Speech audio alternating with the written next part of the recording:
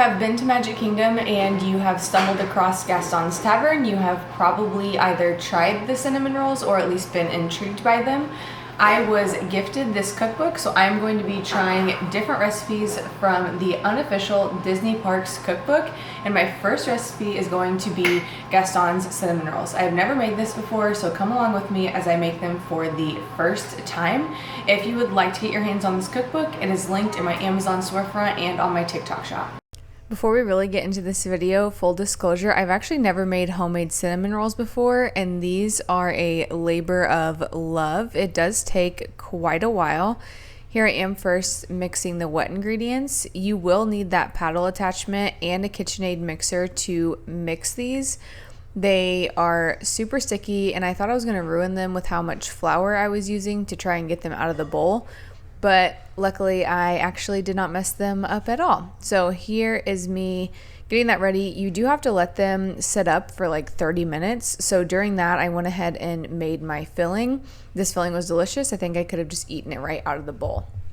So then, like I said, this dough comes out so sticky, but don't be afraid to use as much flour as you need to get that flattened out. You do have to make it into a rectangle. I did the best I could, but even with it not being perfect, they ended up totally fine. Full disclosure there. So then had to get the filling in there. Again, filling was delicious. This part was really foolproof and easy, to be honest. Went ahead and just used my hands to move all of this around so I could evenly get it in there. Again, easy here. I just never done it before, so it kind of took me a while to get the hang of it. And then you do have to, of course, these are cinnamon rolls, you have to roll them. So it was a little bit sticky coming off of the counter. Again, I was just scared I ruined them at this point. Then we're going to make a giant roll.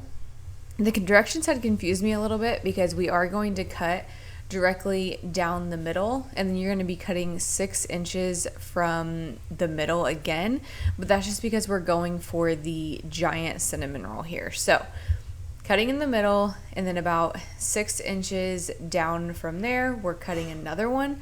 So these are making 2 giant cinnamon rolls, and then you can take the rest of the batter and make it into regular cinnamon rolls. So once you've cut these, you do have to let them sit for about 20 minutes to rise one more time. Cover those things in melted butter. I could not believe how big they are. Here's how they came out of the oven the first time. I definitely think I had botched these here. I just could not stop laughing at how big they were. However, they did taste really great, and while those were baking, I went ahead and made the butterscotch and the cream cheese icing. Going ahead and, just for giggles, plating this thing here. Got the topping on it. Honestly, this thing is probably one of the best cinnamon rolls I have ever tasted. It just wasn't able to sit up in the pan well. That's what it's supposed to actually look like. Here's what we ended up with. Tasted wonderful, like I said. I actually took the rest and made this normal pan of cinnamon rolls, and those came out even better. Every bite had a ton of flavor, and I will definitely be making these again. Here's what that looked like just on its own on the plate. My whole family ate the whole pan.